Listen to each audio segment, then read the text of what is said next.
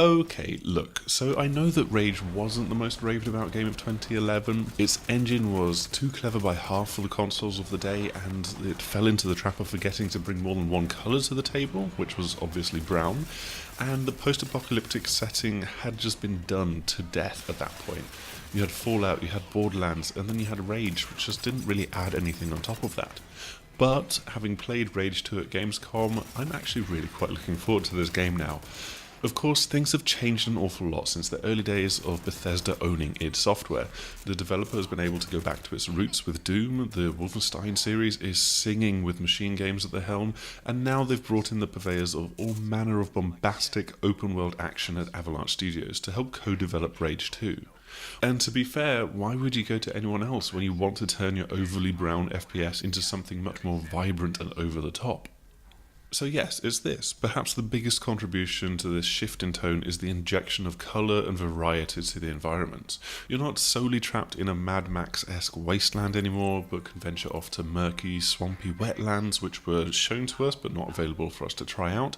But we'll venture out into places like murky, swampy wetlands, which add a bit of blue and green to the colour palette. And then there's all of the hues of pink, which feature so heavily in the marketing for this game, and actually colour and take the edge off the golds and browns that you'd expect from the desert.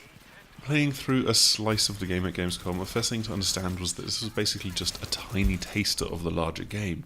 There wasn't any of the vehicular combat here, none of the open world, hardly any of the environmental variety or the stunning vistas, just a bare-bones first-person gunplay as Walker has to fight through to a satellite control computer at the Eden spaceport.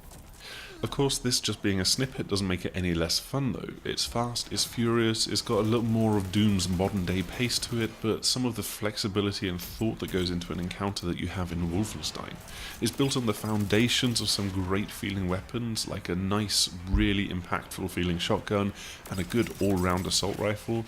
But then alongside that you have the original game's very distinctive wing stick, which can now be locked onto enemies and track them around corners. The real difference though comes when you start playing around with the nanotrites, this nanotechnology that Walker has been injected with. It gives him plenty of extra abilities and a path to some all-important upgrades, possibly courtesy of some stuff that's been slightly inconveniently stored in outer space in ecopods, though that's yet to be seen. However you got the nanotrites, it's these that give Walker his dash ability, which can be used to dodge or rapidly close the gap between him and an enemy. There's also the ground-pounding slam attack, which leaps him up into the air and comes smashing down with kinetic force, and is augmented and more powerful if you launch him from a floor above.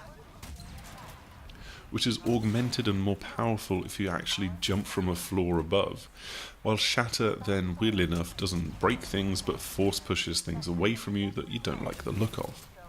All of the combat is really geared towards powering up the Ranger armor and its overdrive ability, which can be unleashed at your will, amping up your speed, giving you more strength, adding an extra pizzazz to your gunfire for some reason, and inserting no small amount of death metal screaming to your internal monologue. Make the most of it because it won't last forever, but then also bear in mind that you can very quickly charge it up again and get it back within a single encounter. But I do hope that down the line there is a few more upgrades for this, which might start to highlight enemies for you. Yes, it's a kind of cheat, but it can be a little bit tricky to spot where they are hiding when you've cut their numbers down to the last few and you're dealing with the oversaturated, distorting screen effects that the overdrive gives you. Battling through the Eden Space Center with the building's AI conveniently tricked into thinking you're the president to give you full access to its resources, you're not fighting the game's big bad, which is the resurgent authority from the first game, but rather the dumb wasters on the Goon Squad. They're not the brightest bunch by any means, but they can pack a bit of armor and so take one or two shotgun shots to take down, and later in the game it does seem that they have the benefit of being able to throw the odd mutant crusher at you. There's these hulking big freaks of unnature. Sadly, they weren't here to see in this demo, but again, this was really just a very small slice of the game, a small morsel to snack on. So, while there might have been a great deal of indifference after the first game, Rage 2 feels to me like a completely different beast. Sure, it's set in the same universe, the Authority are still the same very, very bland-sounding arch-nemeses, but this game seems to be picking and choosing its inspirations much better than before, creating something that's fast, it's fun, and hopefully a lot more varied and interesting than before. Thanks as ever for checking out this video. We've still got plenty more out of Gamescom still to come. So be sure to keep an eye on this channel. Please do like, subscribe and share if you have enjoyed this, and also head over to the sixthaxis.com where you'll find all of our written content. Hopefully you will see us again soon. Goodbye. Mr. President, that the Eden Space Center will... Unauthorized personnel. Access denied.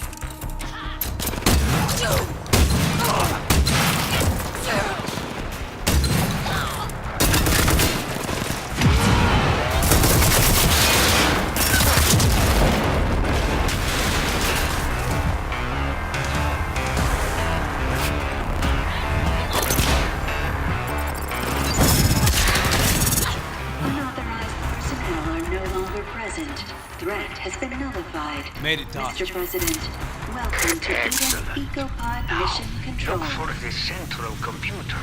You will initiate the recall procedure for Eco-15. Still in orbit. Recall sequence approved. Beginning EcoPod recall. Thank you, Mr. President. May you bring about a new Eden. The EcoPod has entered the atmosphere. Onboard temperature readings indicate thermal shield